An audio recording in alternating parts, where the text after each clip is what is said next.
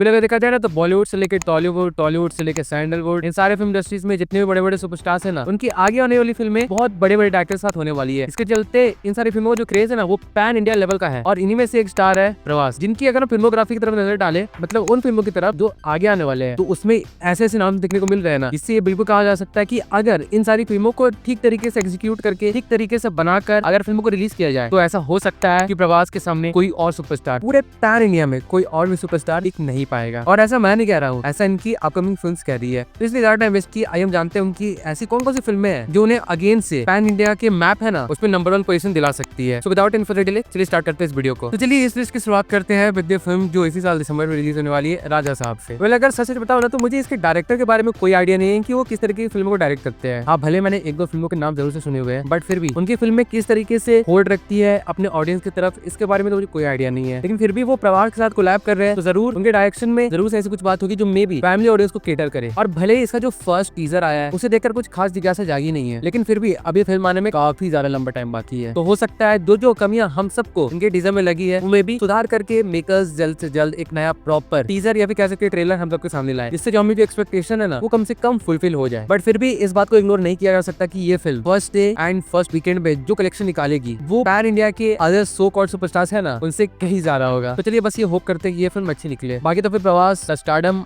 और उनके फैंस है। वेल इसके बाद मैं बात करना चाहता हूँ प्रभास की दूसरे फिल्म फौजी के बारे में, और इस फिल्म के लिए मैं बहुत बहुत बहुत ज्यादा एक्साइटेड हूँ। और इसका कारण ये है ना कि फौजी को डायरेक्ट कर रहे हैं सीतारामम के फिल्म डायरेक्टर हानू राघवापुड़ी सर। और मैं सच बता रहा हूँ, सीतारामम ने मुझ पे जो इम्पैक्ट किया था ना वो रिसेंटली किसी भी लव स्टोरी फिल्म में नहीं किया है, किसी भी लव स्टोरी फिल्म में नहीं किया है। मुझे आज भी याद है कि मैं जब इस फिल्म को कंप्लीट करके थिएटर से निकला था ना, तो उसके बाद मैं जिस तरीके की एनवायरनमेंट में घुसा था उससे मैं काफी महीनों तक नहीं निकल पाया था, दिन सप्ताह तक नहीं, काफी महीनों तक। इस फिल्म के मल्टीपल गाने, इस फिल्म के मल्टीपल बीटीएस सीन्स, इस फिल्म के मल्टीपल लाइक इंस्पिरेशन, इन सब के बारे में मैंने खंगाल खंगाल के देखा था। एंड टिल डेट सीतारामम मेरे लिए मेरी टॉप 10 की लिस्ट में ना जरूर से आती है। Definitely no nudity, no force scene, no kissing, ऐसी कोई सीन्स नहीं। लेकिन उसके बावजूद भी इस फिल्म ने वो कर दिखाया जो आज के टाइम पे मैक्सिमम रोमांटिक फिल्में टच भी नहीं कर पाती है। और हाँ भले ही मैं मानता हूँ कि प्रभास की जो फैन फॉलोइंग है वो मेनली एक्शन फिल्मों की तरफ से ही आती है, लेकिन उसके बावजूद जिस तरीके की फिल्मों चूज करते हैं अपार्ट फ्रॉम एक्शन फिल्म, जैसे राधे श्याम को ही कंसिडर कर लो, भले वो फिल्म ज्यादा चली नहीं थी लेकिन उसके बावजूद उस फिल्म का सब्जेक्ट बहुत अच्छा था और फाइनल प्रोडक्ट भले कैसा भी हो, लेकिन टीजर से लेके ट्रेलर से लेके गाने तक उस फिल्म ने हर डिपार्टमेंट में ऑडियंस को खुश किया था। और एक बात पे तो मैं शर्त लगा सकता हूँ कि अगर राधे श्याम में प्रभास को छोड़ के कोई और एक्टर रहता ना तो वो फिल्म 100 करोड़ भी नहीं कमा पाती। तो इसलिए अब होप बस इतना ही है कि हानू राघवापुड़ी सर अगेन से सीतारामम जैसा कोई मैजिक क्रिएट कर दे। उसके बाद प्रभास की बॉक्स ऑफिस स्टारडम तो है ही, तो अगर इन दोनों को कंबाइन करे तो अगर उसके बाद जो प्रोडक्ट हमें देखने को मिलेगा वो बढ़िया तरीके से बनाया जाए, then there is no doubt कि ये फिल्म भी एक मैजिक क्रिएट कर देगी। और अगर सच बताऊं ना तो प्रभास की यही एक बात मुझे सबसे ज्यादा पसंद आती है कि वो भले एक्शन फिल्मों से सबसे ज्यादा पॉपुलर हुए हो, लेकिन उसके बावजूद भी उन्होंने कभी खुद को एक पर्टिकुलर जॉनर तक लिमिट नहीं रखा है। वो एक्सप्लोर करते रहते हैं, फिर चाहे बात हो राधे श्याम जैसी मूवी की, कल्कि 2898 AD जैसी मूवी की, या फिर आदि पुरुष जैसी मूवी की। हाँ भले फिल्मों के जो लास्ट प्रोडक्ट थे वो हमें पसंद आए या ना आए वो अलग बात है, लेकिन उन्होंने अलग अलग जॉनर्स को एक्सप्लोर किया है। तो इस कारण की वजह से भी I have high hopes with the film फौजी। और अगर रिलीज डेट की बात करें तो ऐसा भी कहा जा रहा है कि ये फिल्म अराउंड समर 2026 तक रिलीज होगी। तो इस फिल्म का कोई ऑफिशियल पोस्टर, टीजर ऐसा कुछ आने देते हैं, उसके बाद ही इसके बारे में और ज्यादा बातें करेंगे। चलिए इसके बाद हम आते हैं प्रभास की नेक्स्ट फिल्म पे, जिसका नाम है स्पिरिट। अगर देखा जाए ना तो स्पिरिट प्रभास के फिल्मोग्राफी में एक ऐसी फिल्म निकल के आने वाली है ना जो कंट्रोवर्सी से तो भरी होने ही वाली है, लेकिन फिल्म में ऐसे कई सारे अनएक्सपेक्टेड इवेंट्स हमें देखने को मिलने वाले हैं ना जो संदीप रेड्डी वांगा की उनकी प्रीवियस जितनी भी फिल्में है ना उन्हें सरपास इजिली कर लेगी, इजिली। बट अगर देखा जाए तो ऐसा क्यों है? हाँ मैं मानता हूँ कि इस फिल्म में हमें प्रभास देखने को मिलने वाले, लेकिन इसके अलावा और ऐसी कौन कौन सी बात है इस फिल्म से रिलेटेड जो इस फिल्म को काफी ज्यादा ग्रैंड बनाती है? चलो आपको बताता हूँ। सबसे पहले तो हमें पता है कि ऐसे कई सारे रूमर्स आ चुके हैं कि इस फिल्म में साउथ कोरिया के सुपरस्टार डॉन ली हमें देखने को मिलने वाले हैं। और अगर आपको पता नहीं कि डॉन ली कौन है तो आप बस एक बार जाके यूट्यूब पे डॉन ली सर्च मारो, आप शॉक्ड हो जाओगे कि संदीप रेड्डी वांगा ने किस एक्टर को कास्ट किया है अपोजिट, मतलब कह सकते हैं एज अ विलन, जैसा अभी तक कहा जा रहा है अगेंस्ट प्रभास। मतलब ये सोच के भी लगता है कि भाई साहब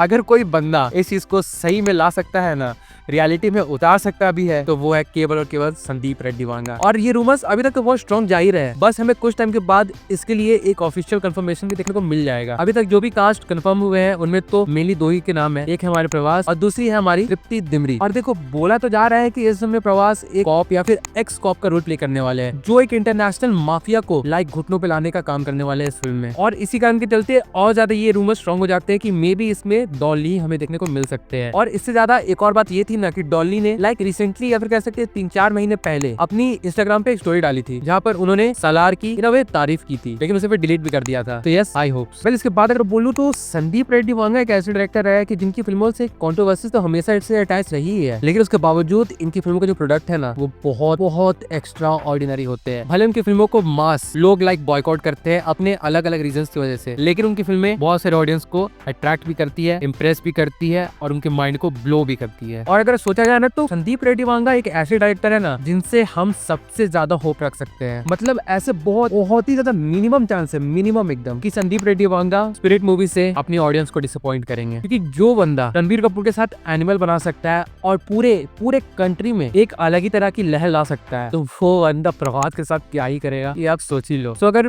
मेरा पर्सनल ओपिनियन जानना चाहो ना, तो अगर मैं किसी फिल्म के लिए सबसे ज्यादा एक्साइटेड हूँ जो प्रभास की फिल्मोग्राफी में है, तो वो केवल और केवल स्पिरिट है। इसके बाद ही मैं किसी और फिल्म के लिए एक्साइटेड हो सकता हूँ प्रभास की, लेकिन स्पिरिट टॉप में रहने वाली है मेरे लिए। और कहा तो ऐसे ही जा रहा है कि ये फिल्म भी लेट 2026 तक रिलीज हो सकती है, लेकिन इस चीज के चांसेस तो बहुत कम लग रहे हैं। फिर भी होप करते हैं फिल्म भले अपना टाइम ले, लेकिन जब भी आए एक तड़कता भड़कता माल लेकर आए। और चलिए इस फिल्म के बाद हम बात करते हैं प्रभास की 1000 करोड़ वाली फिल्म के बारे में, जिसका सीक्वल में भी हमें थोड़ा देर से सही लेकिन देखने को जरूर से मिलने वाला है, और उसका नाम है कल्कि 2898 AD चैप्टर 2। देखो, इस फिल्म से एक्सपेक्टेशन तो बहुत ज्यादा हाई है ही, और उसी का कारण ये है कि इस फिल्म में जिस तरीके की इन्वायरमेंट या फिर जिस तरीके का फैन बेस अपनी पहली फिल्म के साथ क्रिएट कर दिया है ना, इसके चलते आज के टाइम पे भी कई लोग इस फिल्म से रिलेटेड अपनी अपनी थ्योरी सबके सामने रखते रहते हैं। तो उससे तो ये उम्मीद लगाई जा सकती है कि हाँ, कि इस फिल्म से रिलेटेड भी अगर कुछ भी देखने को मिलने वाला है तो वो केवल और केवल ग्रैंड लेवल पे होने वाला है। एंड इजिली अगर ये अपनी पहली फिल्म मतलब कल्कि 2898 AD को थोड़ा सा भी सरपास कर जाए ना, हल्का सा भी सरपास कर जाए, तो मैं लिख के कह सकता हूँ कि ये फिल्म प्रभास की एक और 1000 करोड़ वाली फिल्म बन जाएगी। और देखो, मेरी एक ही एक्सपेक्टेशन है इस मूवी से ना, कि ये फिल्म कम से कम जो महाभारत वाले सीन्स है ना, या फिर जितने भी भगवान कृष्ण, योद्धा अर्जुन, कर्ण, इन सब के बारे में जितने भी सीन्स है ना, उन्हें ज्यादा रखे। मतलब हाँ, मैं मॉडर्न टाइम पे जो चीजें चलने वाली है उसके बारे में भी अच्छी खासी बातें जानना चाहता हूँ, लेकिन मैं ये भी जानना चाहता हूँ कि किस तरीके से ये लोग महाभारत की कहानी को प्रेजेंट डे में करेक्ट करके दिखाने वाले हैं। और हाँ, इसके अलावा मैं ये भी चाहता हूँ कि इस फिल्म में प्रभास के साथ साथ हमें कमल हसन का जो कैरेक्टर है ना वो बहुत ज्यादा दिखे, क्योंकि कल्कि 2898 AD के क्लाइमेक्स में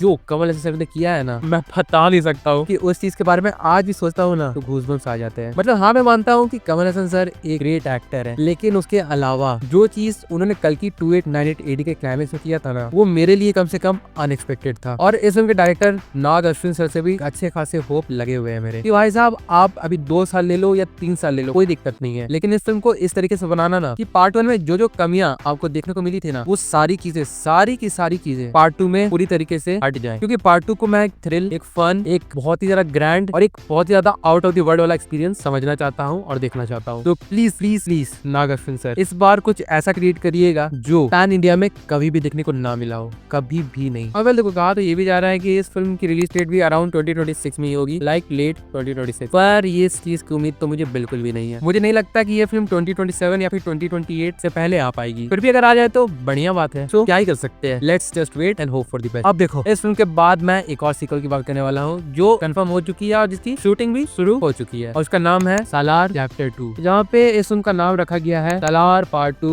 शौरंग्या पर्वम। माफ करना अगर मैंने प्रोनाउंस बहुत गलत किया हो, लेकिन इस फिल्म में टाइटल यही है। और देखो, अगर राइटिंग की बात की जाए और वर्ल्ड बिल्डिंग की बात की जाए ना, तो मुझे नहीं लगता है कि सालार के अलावा कोई और फिल्म प्रभास की, मतलब कोई और फिल्म सालार के आसपास आ पाएगी वर्ल्ड बिल्डिंग के मामले में, वर्ल्ड बिल्डिंग। और उस चीज का कारण ये है ना कि इस फिल्म में जितने सारे कैरेक्टर्स है ना, उनकी स्टोरी जिस तरीके से दिखाई गई है ना, और जिस तरीके से उन्हें अल्टीमेटली कनेक्ट किया गया है, वो वन टाइम वॉच वालों की ये तो बिल्कुल भी नहीं है। इस फिल्म को कम से कम आपको 2 बार तो देखना ही होगा, क्योंकि ये फिल्म किस तरीके से अपनी दूसरी कहानी को कंटिन्यू करने वाली है, किन किन कैरेक्टर्स को उठाने वाली है, इसके बारे में आइडिया लगना बिल्कुल मुश्किल है। और देखो, सालार के बारे में मुझे एक चीज जो सबसे ज्यादा अच्छी लगी ना, वो ये थी ना कि इतने सारे कैरेक्टर्स होने के बावजूद भी उन्होंने किसी भी कैरेक्टर को बर्बाद नहीं किया, ना उन्होंने किसी कैरेक्टर को यूं ही डाल दिया कि बस आप रहो इस फिल्म में, आपके रहने से हमें मतलब है बस, और कुछ नहीं। ना बिल्कुल भी नहीं। उन्होंने जितने भी कैरेक्टर्स उस फिल्म में लिए सबको एक प्रॉपर रोल दिया है, और ये बताया गया है कि कैसे इन सारे एक्टर्स की कंट्रीब्यूशन के चलते आज हम सालार को जिस मायने पे जानते हैं ना, वो इनके ना होने से नहीं होता। और इसलिए सालार को मैं एक्शन फिल्म कम मानता हूँ और वर्ल्ड बिल्डिंग के मामले में मैं उसे ज्यादा रखता हूँ, क्योंकि मैं चाहता हूँ कि हाँ, सालार पार्ट 2 में हमें एक्शन तो देखने को मिले ही मिले, लेकिन वो अपनी स्टोरी को इतनी ज्यादा एंगेजिंग वे में कंटिन्यू करें ना आगे, कि उससे पूरा एक अपना अलग सा यूनिवर्स एक्सपैंड हो जाए। और मैं बता नहीं सकता हूँ कि मुझे सालार पार्ट 1 ने कितना ज्यादा खुश किया था अपनी वर्ल्ड बिल्डिंग से और अपनी स्टोरी लाइन से। इसलिए इस फिल्म से भी अगर एक्सपेक्टेशन की बात करो ना, तो वो ऑलमोस्ट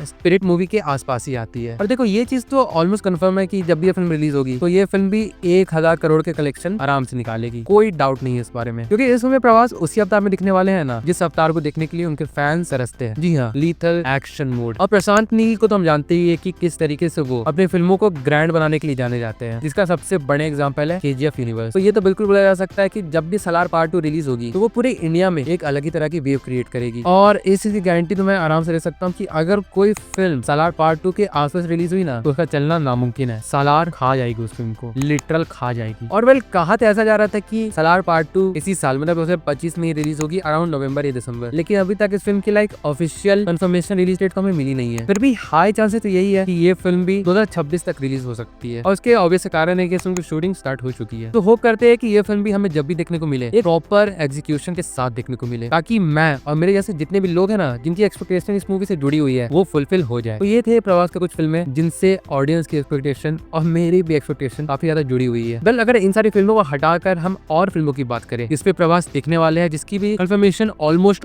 हो चुकी है, तो उसमें आता है सबसे पहला नाम प्रभास और हनुमान फेम डायरेक्टर प्रशांत वर्मा की फिल्म बाका के बारे में, जहाँ पर ये फिल्म प्रशांत वर्मा सिनेमैटिक यूनिवर्स का ही पार्ट होने वाली है। और प्रभास की जो फिल्म है ना वो बकासुर जो D1 था ना उसके अराउंड रिवॉल्व करने वाली है, या फिर उसी से इसकी कहानी अटैच होने वाली है। और माइथोलॉजिकल फिल्मों से तो प्रभास का जो कनेक्शन है वो अच्छा खासा रहा ही है। तो हम कह सकते हैं कि अगर ये फिल्म बनेगी अपनी प्रॉपर डिटेलिंग के साथ तो मे बी ये भी उसी तरीके की वेव्स क्रिएट करे जो कल की 2898 AD ने किया था। और जैसा केस प्रभास की मोस्ट ऑफ द फिल्म के साथ है, इस फिल्म की भी जो रिलीज डेट है ना वो कंफर्म नहीं है। तो लेकिन फिर भी आप मान सकते हो कि ये फिल्म शायद 2027 तक रिलीज हो सकती है। और इसके बाद बात करें तो प्रभास की कोलैबोरेशन विद होम्बाले फिल्म्स, इन्होंने KGF और कांतारा जैसी माइंड ब्लोइंग फिल्में दी है, उनके साथ इनका 3 फिल्मों का कॉन्ट्रैक्ट है। इसमें पहली फिल्म तो हमें पता है कि सलार चैप्टर 2 होने वाली है, और इसके अलावा 2 और फिल्मों में ये होम्बाले फिल्म के साथ कोलैब करने वाले हैं, जिसके बारे में भी अभी तक कोई ऑफिशियल कंफर्मेशन नहीं आया है, ना इस फिल्म के स्टोरी से रिलेटेड, ना कास्ट से रिलेटेड, ना डायरेक्टर से रिलेटेड, ना रिलीज डेट से रिलेटेड। फिर भी ऐसा कहा जा रहा है कि ये तीनों फिल्में 2028 तक रिलीज हो जाएंगी। तो देखते हैं क्या होता है आगे। और इसके बाद अगर रूमर की बात करें तो प्रभास की एक और फिल्म आने वाली है विद डायरेक्टर लोकेश कनगराज, जिन्होंने हमें विक्रम, लियो जैसी कई अच्छी फिल्में दी हैं, बट ये केवल एक रूमर है। इस फिल्म से रिलेटेड अभी तक कोई भी ऑफिशियल कंफर्मेशन हमें देखने को नहीं मिला है, बट जितनी भी बातें कही जा रही है उससे तो ये बोला जा सकता है कि ये फिल्म कम से कम LCU मतलब लोकेश सिनेमैटिक यूनिवर्स का पार्ट बिल्कुल नहीं होने वाली है। ये एक स्टैंड अलोन फिल्म होने वाली है, जैसे लोकेश कनगराज रजनीकांत सर के साथ कूली बना रहे हैं और आमिर खान सर के साथ एक और सुपर हीरो फिल्म बना रहे हैं। तो ये फिल्में भी वैसी कोई स्टैंड अलोन फिल्म हो सकती है, बट नो कंफर्मेशन है। तो इसके बारे में अभी कमेंट करना लगता है ठीक नहीं है, पर फिर भी छोड़िए, अगर ये भी कंफर्म हो जाए तो इसके बारे में भी आपको जल्दी से पता चल ही जाएगा। तो वेल अगर देखा जाए तो प्रभास की जो आगे आने वाली जितनी भी फिल्में हैं उनसे तो उनका फ्यूचर केवल और केवल ब्राइट लग रहा है। तो वेल होप करते हैं कि जिस तरह की एक्सपेक्टेशन उनकी फिल्मों से अटैच है लोगों की वो पूरी हो जाए। और अगर ऐसा हो गया तो